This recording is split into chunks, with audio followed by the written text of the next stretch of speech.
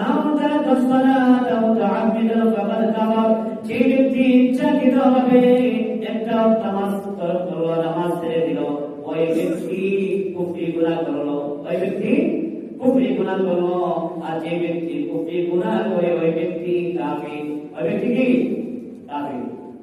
মান তারাকা সালাতা মুতাআম্মিদান ফাকাদ কাফার, যে ব্যক্তি ইচ্ছাকৃতভাবে নামাজ পড়লো সে কুফরি করলো, যে কুফরি করলো সে তো কাফির।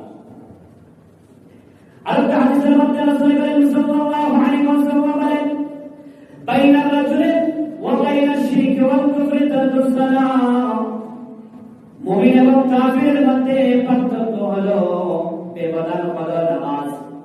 মুমিন এবং কাফিরের মধ্যে পার্থক্য হলো বেপরোয়া হলো নামাজ। একজন মুমিন মুসলমান ঈমানদার ব্যক্তি যে আছে সেই ব্যক্তি নামাজ ছাড়তে পারে না, নামাজ ছাড়বে না। ঈমানদার নামাজ ছাড়বে না, আর কাফির ব্যক্তি নামাজ পড়বে।